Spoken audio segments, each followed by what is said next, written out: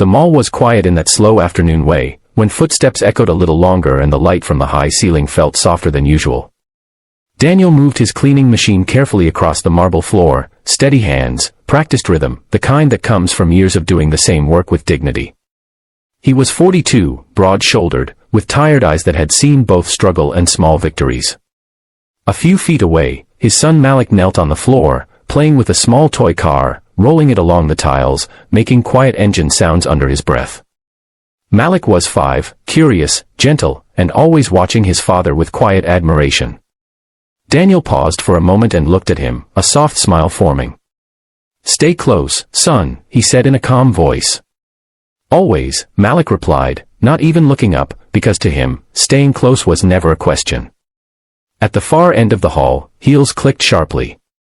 A woman walked in, her posture straight, her expression tense, her phone pressed tightly in her hand. Her name was Vanessa Clark, 38, the kind of woman people noticed without trying. She wore white, elegant, controlled, but today there was something unsettled in her eyes. Beside her walked a small boy, Oliver, around 5 years old, dressed neatly, holding her hand but slightly dragging behind. "Come on, Oliver, we are already late," Vanessa said, her voice tight with pressure. Oliver nodded, but his steps were uneven. Daniel noticed them only briefly, then returned to his work. Life had taught him not to stare too long at people who lived in a different world. But something changed in a heartbeat. A small cough. Then another. Daniel turned his head. Oliver had stopped walking. His small hand went to his throat. Vanessa looked down, confused at first.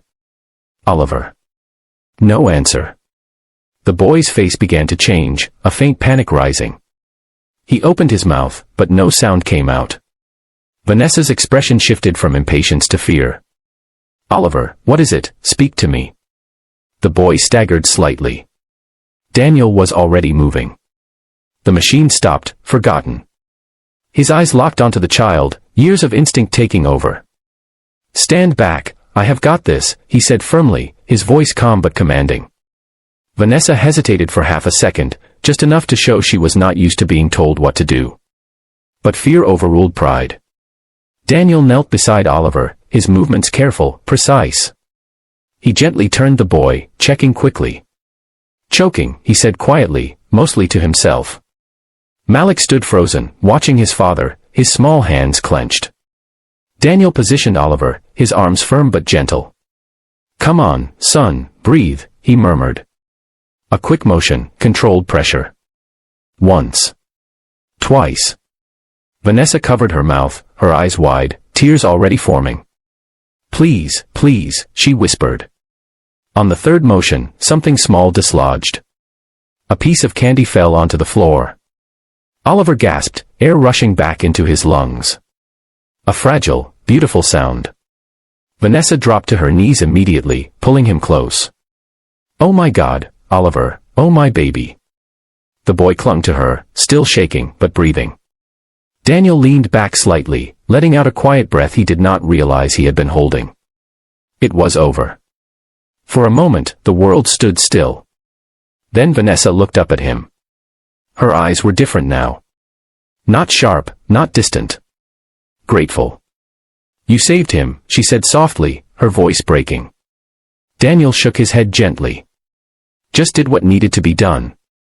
Malik ran over and hugged his father from the side. "You did it, Dad," he said proudly. Daniel placed a hand on his son's head, his expression warm. Vanessa watched that moment, something deep inside her shifting. She had seen power before, money, influence, control. But this was something else. Something real. "What is your name?" she asked. "Daniel Carter." "And this is my son, Malik."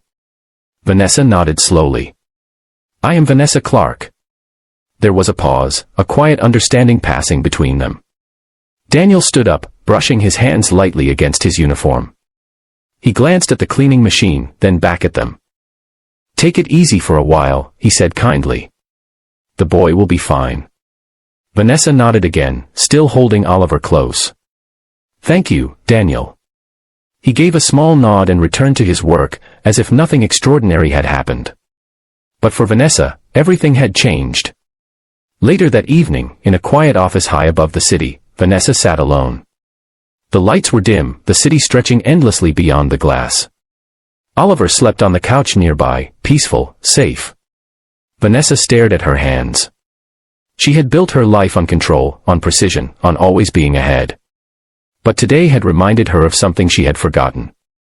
How fragile everything really is. And how sometimes, the people who matter most are the ones we overlook. The next morning, the mall was busy again. Daniel arrived early, as always. Routine was comfort. Malik sat nearby with a small book this time, tracing letters with his finger. Daniel worked quietly, focused. Then he heard footsteps again. He looked up. Vanessa stood there, but she was different today. Softer somehow. More present. Oliver stood beside her, holding her hand, but this time he smiled. "Hi," Oliver said shyly. Daniel smiled back. "Hey there, champ." Vanessa stepped forward. "I wanted to thank you properly. And to apologize." Daniel frowned slightly. "For what?" "For not seeing people like you before." Her words were honest, unguarded. Daniel studied her face for a moment. Then he nodded slowly. "Life has a way of teaching us," he said. Vanessa took a small breath. "I own this building." Daniel blinked once, surprised but not impressed. "I see. And I would like to offer you something better. A supervisor role, better pay, stable hours." Daniel looked at Malik. Then back at Vanessa. "Why?" "Because you earned it. Because you showed more leadership in one moment than most people do in years." Daniel was quiet for a long moment. Then he shook his head gently. "I appreciate it, truly. But I am already where I need to be." Vanessa seemed taken aback. "But you deserve more." Daniel smiled, a calm, grounded smile. "More is not always about money. I get to bring my son with me. I get to be present in his life. That matters more than a title." Malik looked up at him, eyes shining. Vanessa felt something tighten in her chest. A realization, quiet but powerful. She had given her son everything. Except time. She knelt down beside Oliver. "What would you like to do today?" she asked softly.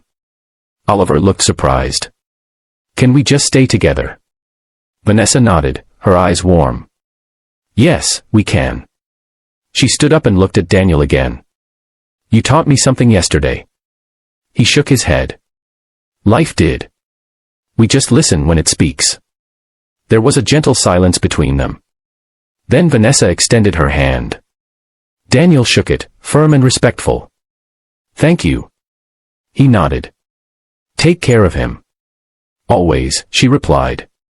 As Vanessa and Oliver walked away, hand in hand, slower this time, more present. Daniel watched for a moment. Then returned to his work. Malik came closer and leaned against him. "Dad." "Yes, son." "Are we rich?" Daniel paused, then smiled. "In the ways that matter, yes." Malik nodded, satisfied. Years later, that moment would stay with all of them. Not because of fear, but because of what it revealed. That dignity does not come from status. That kindness crosses every boundary. That real wealth is measured in presence, not possessions. And that sometimes, the quietest people carry the strongest hearts. If this story touched you, take a moment to like, share, and subscribe. And tell us in the comments what part stayed with you the most.